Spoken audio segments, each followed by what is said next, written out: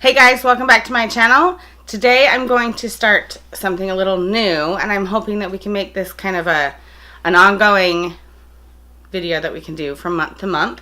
Or I don't think it'll work week to week, but I think it will if we do it like once a month. But I thought I would do a book review type thing, and maybe in the future we can do kind of like a book club, where we maybe in the comments below we decide on a book we want to talk about, say in October, and we all kind of read it, and then we can comment and discuss things back and forth. I know it's not as easy as doing it in person, but I just thought it would be fun, like if we had interesting thoughts on the books that we've read together, or if we posted a question, then everyone could respond to that question based on the book. I just thought it'd be kind of fun because I really enjoy book club. I have one here at home, and I really enjoy it. I've done it for years and years. And so I thought I would just start today by showing you some of my favorite books that I've already read, and just the little tidbits about them and why I liked them. And then I'll share some books that I'm going to be reading coming soon. And then maybe we can kind of pick an idea of one we want to read and talk about. So anyway, let's just start. I'll show you some of the books that I have already read, and then we'll keep going. So I only have a few of the physical books that I have actually read because I tend to listen to them on audiobooks more often than I do picking up an actual physical book even anymore. I used to just get them from the library, but then I just found that it was easier for me to just listen to them, and so that's how I tend to listen to them. I don't listen to them on Audible. I just get them free from the library through Overdrive. So I don't have a lot of them, but I will put up images of all of the books that I will talk about, just so you can get the author and kind of an idea of what the book looks like. So I'm just going to go through my list here. I've got my handy dandy notebook here and talk about some of the books that I have already read. So some of the books that I have read this summer are what I call fluff books. I like to read ones that don't make me think a whole ton. I have to remember history or documentaries or things like that. Ellen Hilderbrand is a favorite author of mine during the summer, and the book that I read was called The Island, and it's literally like Nantucket Island, beachy, all the problems that arise with families. So it's just total fluff book, and I've read a lot of her other books during the summertime, but that was my favorite from this summer. And then other books that I have read this summer, I read one last summer, and then I finished the series, and it's the You Before Me series by Jojo Moyes, and it's the movie that came out a couple years ago, and so then I finished the series this summer, and they're really, really good books, and it talks about her life beyond the guy's dying. So anyway, those ones were fun ones to read this summer. Again, not too much that I have to think about. It's just a fun one to read. So another book that I read last summer was The Commonwealth by Anne Patchett, and it was about family dynamics and learning about your past and kind of realizing as an adult what your childhood was really about. And I think that resonates with us moms and parents. We think back to how maybe we acted as children, or how our parents raised us, and we're like, oh, now we kind of get that. It's kind of what that book was about, and it was really interesting, so I really liked that one. Okay, so the next one we can talk about is All the Light We Cannot See. We read this one for book club, and it was one of my favorites. I think we did it last year or the year before. It's really, really good. It's about starts out with a 6-year-old girl and her daughter, or a 6-year-old girl and her father, and she is blind, and her father has kind of created like a miniature world inside her home where she knows the measurements of the whole house, so it's very comfortable for her. But then it's set back when the Nazis overtake Paris, and they end up having to flee their town and go and live with her uncle, and so her world is uprooted, and the war is going on, and the Germans are occupying the city, and it's just, but she's blind, and so it's just like this whole world that you kind of go into her world, and you're scared for her, and you're worried for her, and anyway, it's a really, really good book. I really enjoyed that one. I would definitely recommend that one. I'm just kind of going in order of what I wrote down. There's no, like, I like this one better than other ones. I read this one, actually listened to this one this summer.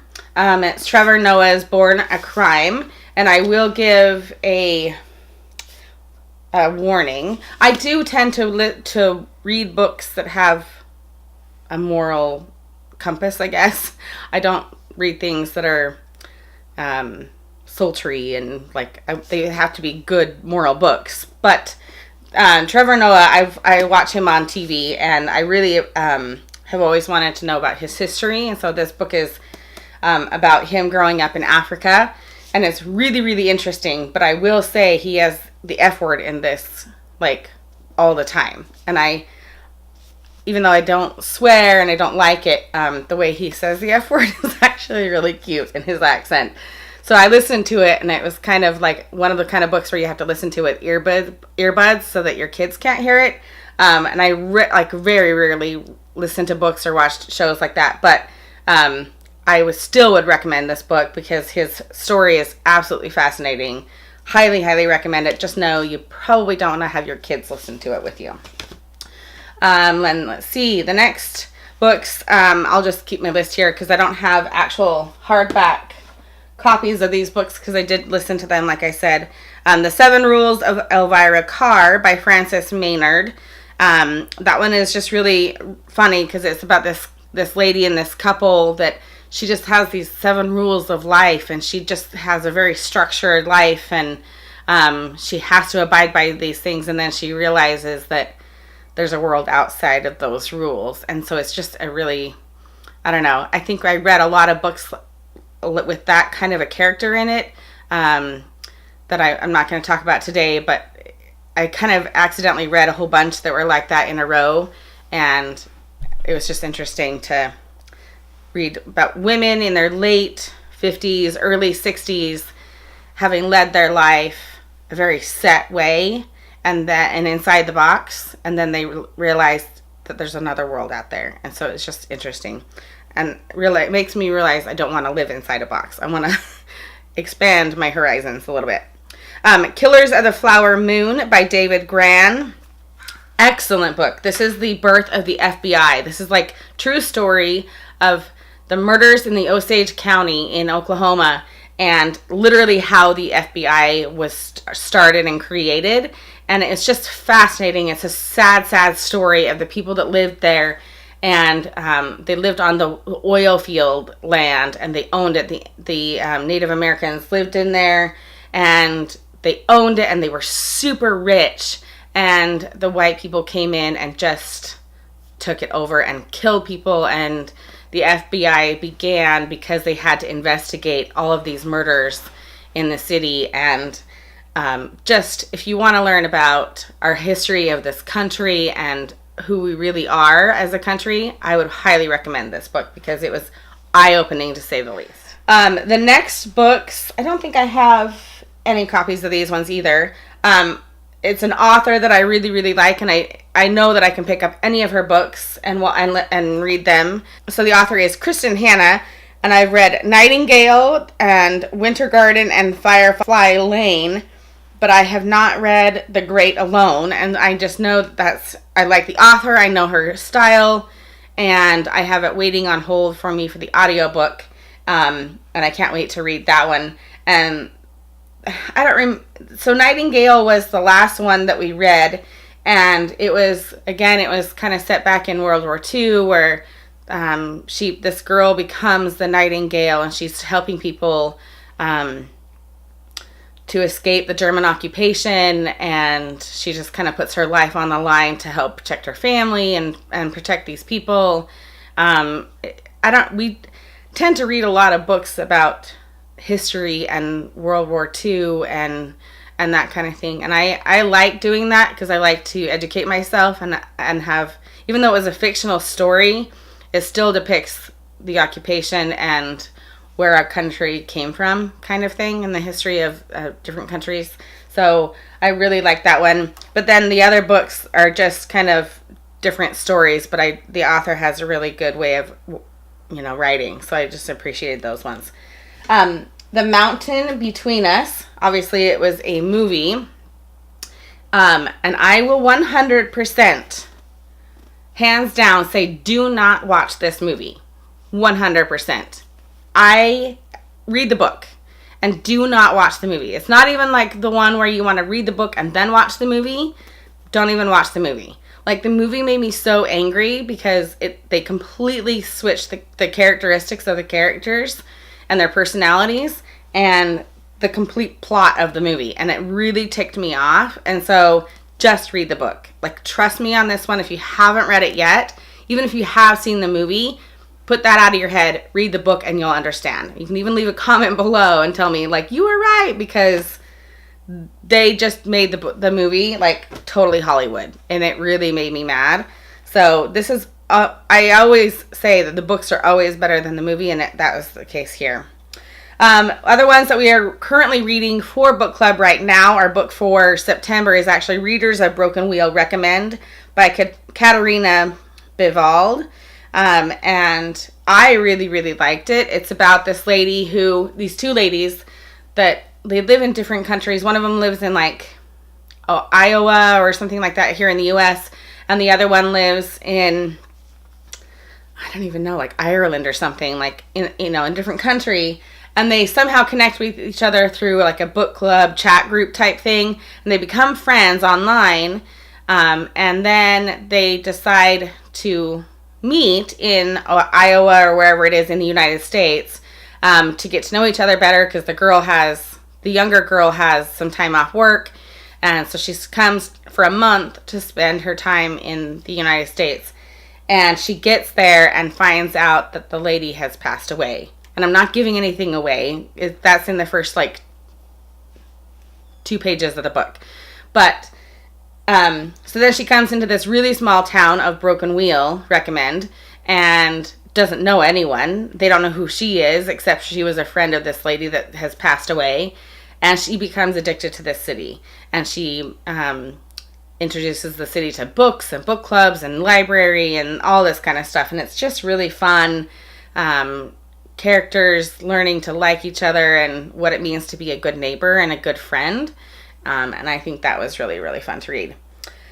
Henrietta Lacks. This is just one you need to know for the history of kind of science and DNA and genetics and gene mutation. Henrietta Lacks was the first person to have her DNA taken from her and her cells taken from her body before she passed away or after she passed away, but they were still, the DNA was still alive. And they have used that in science, but the family at the time did not know that they had done that with her body, basically. And the scientists made these items grow, and then they have done so much work with them in science and medicine. And it's just fascinating. The family finds out after, years later, that they could have made money off of this, and then they get angry. And it's a true story, and absolutely a must read to understand the dynamic of the medical community. And it is a little bit wordy in terms of medicine and science and that kind of thing, but it's still doable. It's not like you're gonna have to pull out a dictionary to understand the words. It's a really, really good read. So the next author that I'll talk about is Cameron Wright, and he wrote about the rent collector and orphan keeper. I'm gonna have to remember keep the 2 stories straight. The rent collector takes place in, I want to say Africa somewhere. It's been a couple years since I read these, but it talks about these whole communities of people who live in the dump, and they create these homes out of steel and cardboard, and they literally line the edges of the dump, and they live off of the dump. They live off the garbage of the people in their city, in the big city that they live by, and then they collect items that they can take to recycle, to earn money, and they live there. It's their job to live there. And I mean, it was just eye-opening because it's a real story. I mean, it's a fictional story and the people, but the concept is real. People really do live in the dump, and just heartbreaking and eye-opening. And I know I keep saying that, but anyway, you have to read it. It's really, really good. So then the other one, The Orphan Keeper, is about, it is a true story. It's about a boy who lives in Africa and with his family, and he's somewhat poor, but he has a home over his head, and his grandparent, his family all kind of lives together in one home. And one day he is taken off of the street, and he's taken to an orphanage, and he lives at this orphanage for a while, and then he is sold to a family in the United States. And the family doesn't know that he was sold and stolen from the streets. They don't know that he wasn't a real orphan. And so it's this story of all of this, and then him finding out as an adult that he was stolen. And it's a true story. It's I don't know. I don't know how else to describe these books, but fascinating. And the author knows these people, and so the story is real, and he is able to portray it really, really well. And anyway, I would highly recommend that one. The last books that so I've kind of talked about one that I haven't read, and some of the books we have coming up for book club this year are Running for My Life by Lopen Lomong, and that one is a true story about an Olympic athlete. But I haven't read it yet, but it's on my book club list because someone else has read it and they recommended it, so I thought I would offer that one here. And then my neighbor back home offered this one to me, Before We Were Yours by Lisa Wingate. She highly recommended that one, and again, I have that one on hold at the library with an audiobook, so I'm waiting to read that one. Girl, Wash Your Face is another one that just barely added to my hold list yesterday. It is the #1 book on the bestseller list right now in the nation, and that's why there's 364 holds for an audiobook right now, and there was like 500 holds for the book, the actual physical book, or an ebook. So it's going to be a while before I can get that one, or I might do a free trial of Audible so that I can get that one sooner and then cancel the trial. But anyway, I hope you enjoyed this list of books. Maybe we can leave a comment below on one you want to talk about next month, maybe one I haven't read so we can kind of read it. So maybe we can pick a book and, put a comment below and kind of maybe do a vote or something on Instagram, pick something to kind of read this month, and then we can talk about it next month. I just think it would be fun. I like connecting with you guys and having comments and, just discussions back and forth. And so I thought that would be a fun way for us to connect to each other in a real way. Like, these books are fun, and it would be fun to have a conversation with you guys in the future. So I hope you make sure you subscribe and click the little bell so you'll get notified. I've been kind of off on posting 5 days a week. In fact, I probably won't post a video all 5 days this week. Actually, you're probably going to see this next week, so you probably will get a whole week out of it. But the summertime was harder for me to get stuff out every single day, but I'm going into the fall and the winter, and my kids are all in school, so I'm definitely going to have videos 5 days a week. So you click that bell and it'll tell you every single day when I post a video.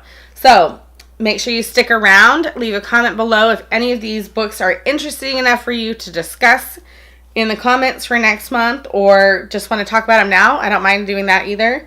And any you recommend, because I am always looking for a new book to read.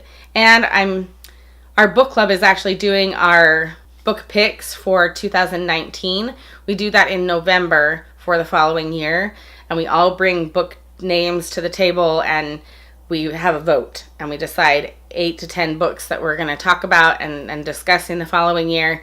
So if you have ideas of books that I can read for that would be really helpful too, so that I can suggest those books for our book club next year, and maybe we can incorporate that here on my channel as well.